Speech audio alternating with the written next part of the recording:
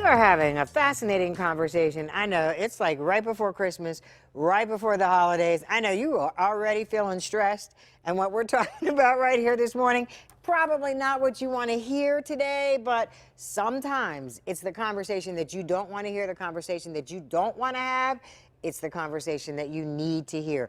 Three individuals, three perspectives. You may remember Dr. Talbot. She was here a couple months ago, and we started this conversation about eating disorders and women of color, because I think that a lot of times we don't even process that women of color even have eating disorders.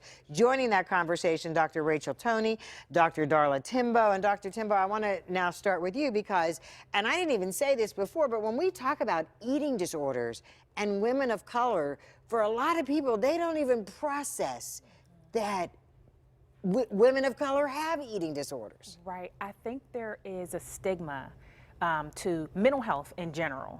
And then these different aspects of mental health and different societal perspectives, you know, we as women of color, as Black women, you know, we may not think that one of our main issues is, you know, eating disorders. We may look at other things, stress, anxiety, you know, even addiction. You know, food hits the same centers in the brain that drugs and alcohol do. So if we need to cope with something, that may be one of the ways, you know, like I said before, one of the ways in which we do it. Historically, we don't really seek out mental health care in the same ways that you know, other groups may. We may not seek out like health care in the same way that other groups may, and we kind of ascribe to this this phenomenon that researchers are looking at called the strong Black woman, the strong woman syndrome, kind of, and a lot of what we're talking about kind of falls into that. You know, we have to be strong, we have to cook, you know, we have to host the Thanksgiving dinners and the Christmas dinners. We have to model these certain behaviors for our children. You know, we're not allowed to show emotion. So then in our, you know, in our downtime, when we are flooded with these emotions and these feelings, we may turn to food or alcohol or drugs. Because it is, for a lot of people, it's a comfort level. It's a comfort. It's a comfort. So let me ask you, Dr. Toney, do you see patients that, I mean, is this then a conversation that you would broach with a patient? And I'm going to be honest with you, it's not necessarily something that will come up in my practice on a day-to-day basis. Okay. Because oftentimes when individuals have manifestations of mental health problems, it will come through in terms of irritable bowel syndrome. They'll have a change in their bowel habits, they'll have bloating, they'll have abdominal discomfort, reflux issues, constipation. Sometimes it will translate into I'm bloated and I feel as though I can't get thinner. And it's certainly an opportunity for any provider, whether they be a subspecialist or a general practitioner, to maybe dig deeper and say, well, what are your feelings about this? You know, do you feel like when you eat, you feel worse? Because in general, the mind and the body are just so interconnected. And I think one of the tragedies with healthcare that we're just trying to unite is that those are one and the same. They are not separate, and mental disturbances and issues do manifest in physical ways. So if anything, that's kind of where my practice kind of lies. And then I see you sitting here nodding your head. Because it's very true.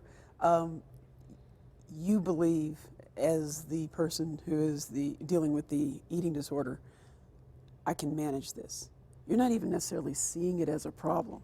At one time, for example, I can only speak for myself in this, a way of coping, a way of handling things, a way of a go-to. And you're not even, I didn't wake up one day and say, oh, I think I'm gonna have an eating disorder. You find yourself comforting yourself with something, and that something, in my case, became food, and as a go-to.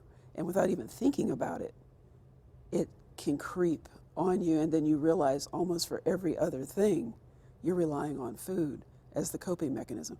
Whether it was the stress of staying up nights for studying, whether it was the stress of dealing with parents who were elderly, whether it was, it became my go-to. And then ultimately, you know, like I said, just because your car breaks down is not a reason to eat the refrigerator, as I would say. But that would be your reaction, is to soothe or comfort something, and it became a way of coping. If you wound up with insomnia, gee, I guess I'll get up and get something to nibble on. Well, that nibble on was that pot of spaghetti I was referring to. Right. And between midnight and 7 a.m., I could consume that. Again, no one knowing it, no one paying attention, no one ever knowing. Because no one knows. No one knows. Or I pick up something at the drive-through, only I'd pick up enough for 4. And I may eat one in the parking lot, another I'd be nibbling on the way home, and the other 2 I'd eat in the garage. I'd never take it upstairs. So it was hidden, and it would go into it. So when you go upstairs, you have the one. Yeah. You have one, and that just seems very normal to whoever. If you opened my refrigerator at that time, you would think I was the healthiest person in the world. You wouldn't know. Interesting. And you know what? I used to share a cubicle with someone that I would always hear things unwrapping, but you never saw him eat. But all day long, I would hear that. Yeah. Interesting. We got to take a commercial break. We have a lot more to talk about. So once we identify this, now the question is, what do we do? And that's where I want to pick up our conversation. And of course, don't forget, this is all going to be online at kdka.com. If you want to go back, hear this conversation again. We're also going to tell you where you can go to get more information. So stick around. We have a lot more to do. We'll be right back.